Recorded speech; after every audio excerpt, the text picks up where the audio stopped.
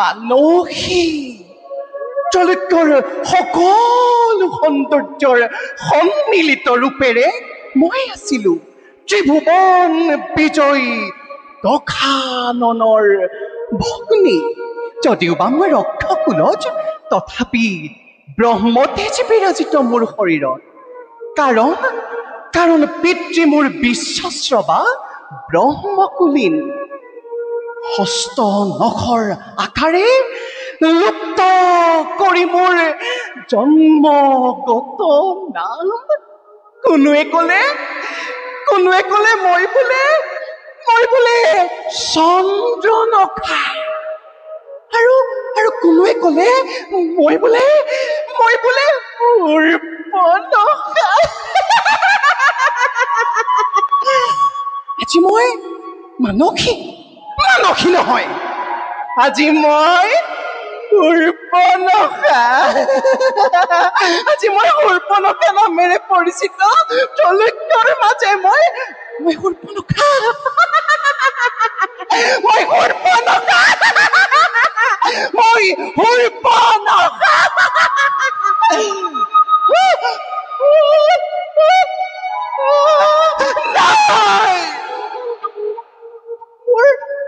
মোৰ ৰূপ যৌৱন আছিল সদ্য প্ৰস্ফুটিত পদুমৰ দৰে, কিন্তু আজি লক্ষ্মণ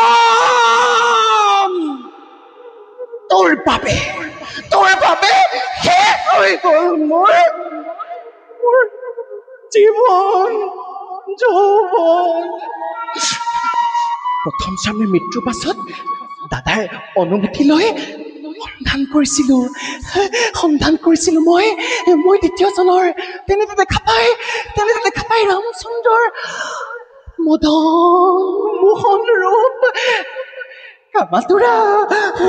কামাতুৰা প্ৰাণ শীতল কৰিবলৈ ৰামক মই বিচাৰিছিলো কাষত, আৰু কৰিছিলো মই প্ৰেমৰ প্ৰস্তাৱ। কিন্তু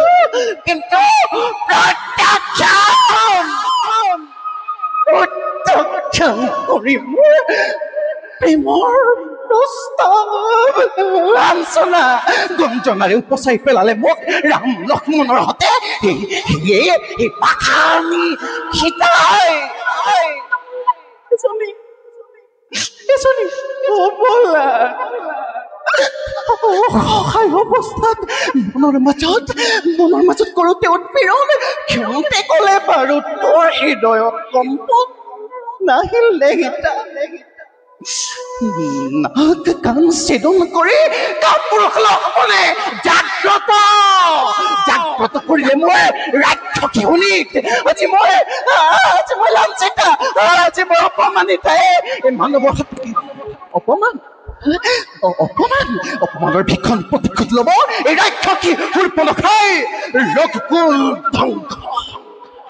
ৰঘুকুল ধ্বংস আজি মোৰ জীৱনৰ একমাত্ৰ ব্ৰত।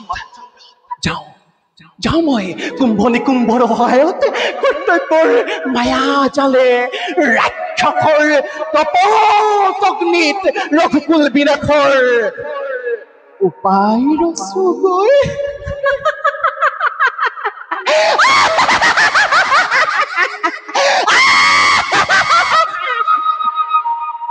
কৃষ্ণ।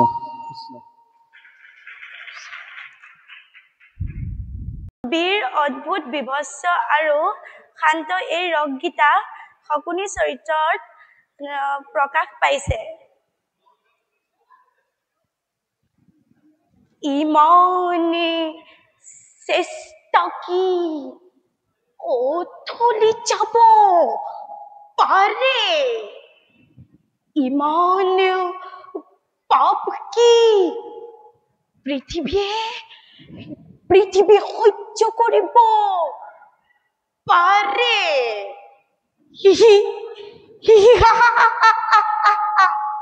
মোৰ জন্ম সাধনাৰে সফলতা অদূৰতি।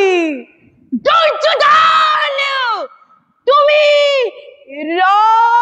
ৰাজেশ্বৰ আৰু আৰু মই দিনখিনি অন্য সেবী তুমি শত জীৱিত ভাতৰে জ্যেষ্ঠ আৰু আৰু মই শত প্ৰেতাত্মৰ কনিষ্ঠ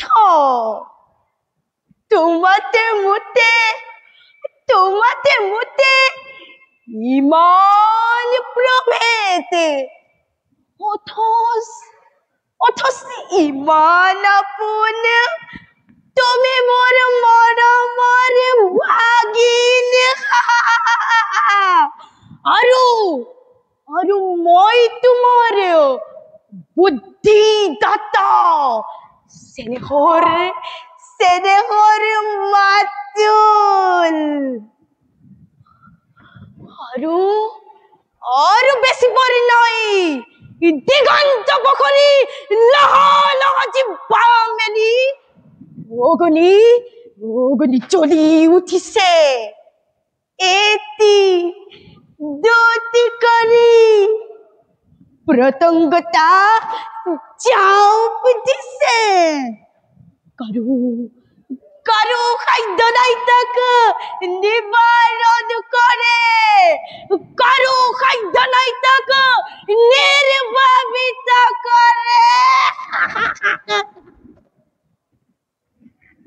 মূৰ্খ মানৱ তেজৰ ঢৌ উঠিছে আৰু তই কি তোৰ ৰাগিনী তুলিছ মিত্ৰে মুখ মেলি খেদি আহিছে আৰু তই সংগীতৰ সুধা চলিছ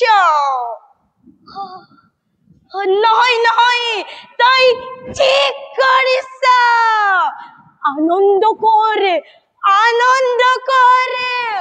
হস্তিনাপুৰ যাই দুৰ্যোধন যাই কুৰুকুল যাই উৎসৱ কৰ